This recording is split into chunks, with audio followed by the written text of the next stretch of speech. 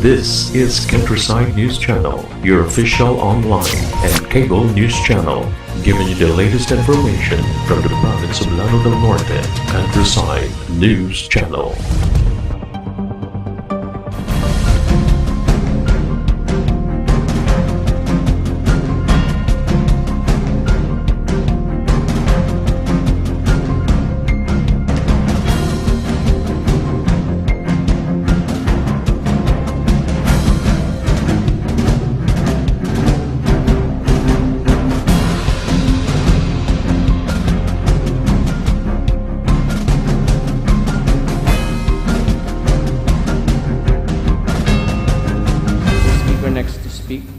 Is the gentleman from the 1st District of Lanao del Norte. I move that we recognize the Honorable Muhammad Khalid Dimaporo. The Honorable Muhammad Ali Dimaporo is hereby recognized.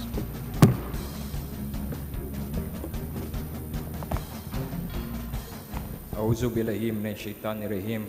Bismillahirrahmanirrahim. Speaker, colleagues, Assalamualaikum warahmatullahi wabarakatuh. Elation is probably one of the words to describe the nation's sentiment when terrorist leaders Isnilon Hapilon and Omar Maute were reported killed in their attempt to escape last October 16. When DND Secretary Lorenzana confirmed the reports that Hapilon and Omar Maute have been killed, President Duterte then declared Marawi City liberated. In Lanao del Norte, the provincial governor and her 22 mayors have been working tirelessly in support of our AFP and PNP in preventing the escape or spillover of terrorists from Lanao del Sur into Lanao del Norte and Iligan City. Likewise, they have been doing what they can to assist in the management of evacuation centers. That feeling of elation in the province of Lanao del Norte, when we heard the news of Hapilon and Omar Maute being killed, quickly spread. Finally, the battle for Marawi was soon to end. The evacuees can return home. Martial law will be lifted, and normalcy will return to the province and the region. The liberation of Marawi is a critical achievement of the Duterte administration. A military achievement because Malacanang has succeeded in neutralizing the ISIS terrorist leadership and in effect its growth and operational capability to conduct terror strikes in key cities of our republic. Secondly, the success in Marawi is a political achievement for Malacanang, because it exemplifies the political will of the President to rid Mindanao of its security threats and provide Mindanaoans the promise that we've been longing for: a peaceful environment for our future generations to build on and prosper. Peace and security is a basic economic foundation for development. This would be the greatest legacy for his countrymen in the South should he achieve it. So on behalf of my province, the land of beauty and bounty, Lanao del Norte, this representation extends our sincere congratulations to President Rodrigo Roa Duterte in his administration's accomplishment of annihilating the threat of terrorists in the Lanao region. In the same manner, we would like to acknowledge the courage and sacrifice of our security forces, the men and women of the AFP and PNP who fought in Marawi under the leadership of DND Secretary Lorenzana, Chief of Staff General Anyo, and Chief PNP De La Rosa. To the brave members of Marines, Rangers, SAF, and other elements of our security forces, daghang salamat sa inyong sakripisyo para sa atong nasod. Isnilon Hapilon and his cohorts, the Maute brothers, threatened to terrorize Filipino society. You are our government's apt response against terrorism, that they will ultimately meet their demise. Your actions sends a message to the Filipino people that they can have faith in their security forces to provide our communities with protection. For this, the people of Lanao del Norte are truly grateful. The Battle of Marawi may have been won, but our fight against terrorism continues. In the aftermath of the conflict, we have to look back at its cause. How did terrorism get a foothold in our country, specifically the autonomous region in Muslim Mindanao? I'm sure there will be an abundance of studies regarding terrorism in the Philippines, but I'd like to place on record my concerns as a representative and former local official of Lanao del Norte. I see three areas of concern in the region: the PNP and local governments, the thin line between insurgency and terrorism, and the need to provide additional budgetary support to our military. First, in regards to the PNP and local governance, President Duterte was correct in declaring martial law to subdue the terrorists in Lanao del Sur, because it is only the military that has the power to demand respect for the government in the ARMM territory. The number of guns seized by the military gives a glimpse of the proliferation of high-powered firearms in the armed region. More than 400 high-powered firearms were seized by the AFP. If we do an inventory of the PNP's firearms in the province of Lanao del Sur, I am sure you will find that the police are outgunned and incapacitated to conduct their duty in a region where terrorists and insurgents thrive. People think that the affairs of the arm affect only the people living in the ARMM provinces. What our experience with the Maute Group shows that if the ARMM is left unchecked, the peace and order situation can affect more than just the region and spill over to the rest of the country. Malacanang was surprised with the number of firearms that they found in Marawi. But the truth is, to locals, that's nothing new. With the non-existence of police presence in the area, civilians are left to defend themselves. Large Maranao families or clans arm themselves and police themselves through cultural norms. What the national government should do in the aftermath of conflict is restore the PNP's legitimacy over public safety in Marawi City. In Lanao del Norte, we hear stories of city police directors from Marawi City. Stories of how the MILF came to the Marawi City Police Station and demanded the release of criminals detained by the city police director. They were released without a fight. Stories of armed group upset at the city director, so they went to the city police station and stripped him of his firearms just to embarrass him. Stories of a Tausug police director that did his best to combat drug personalities in Marawi City.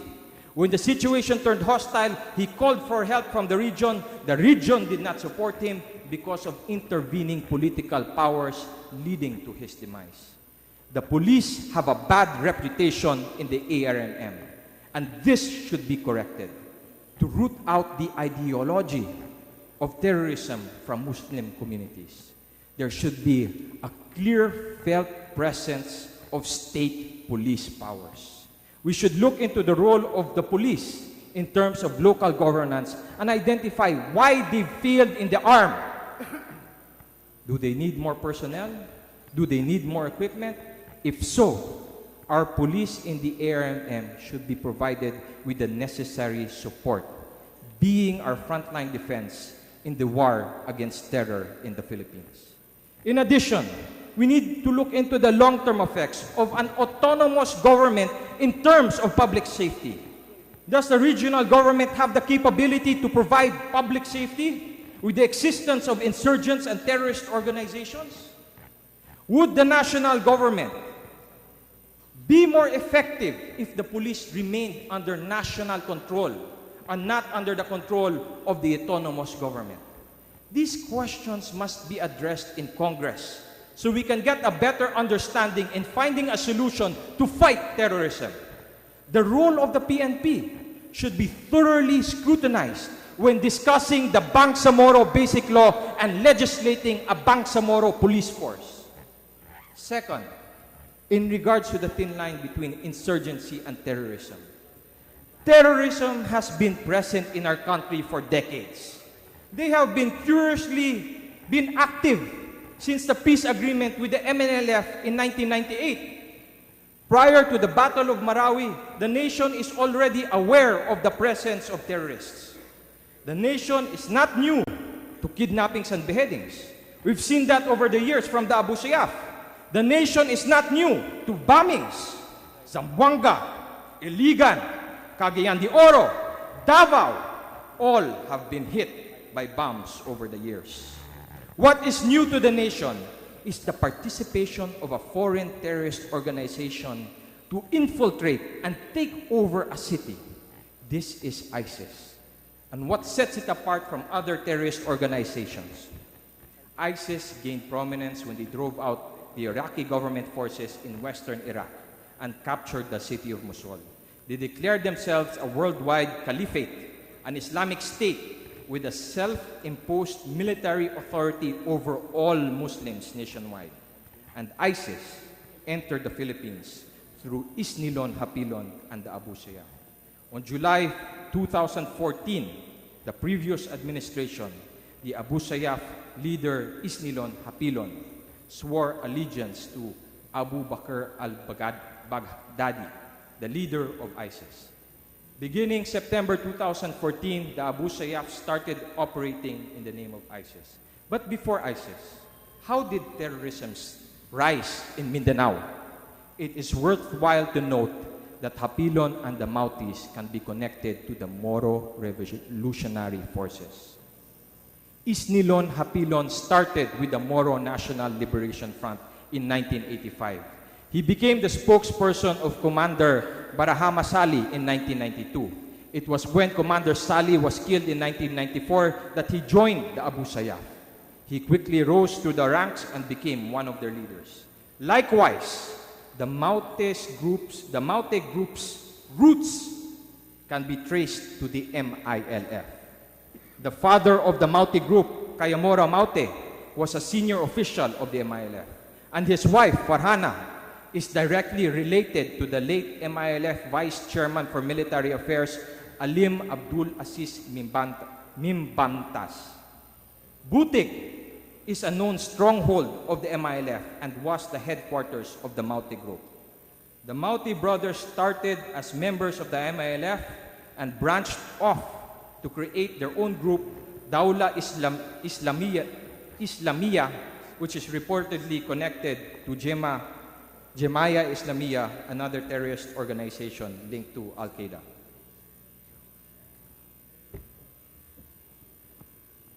Although both Hapilon and the Maute group can be connected to the Moro rebel groups, this does not necessarily mean that the Moro rebels are linked to terrorists.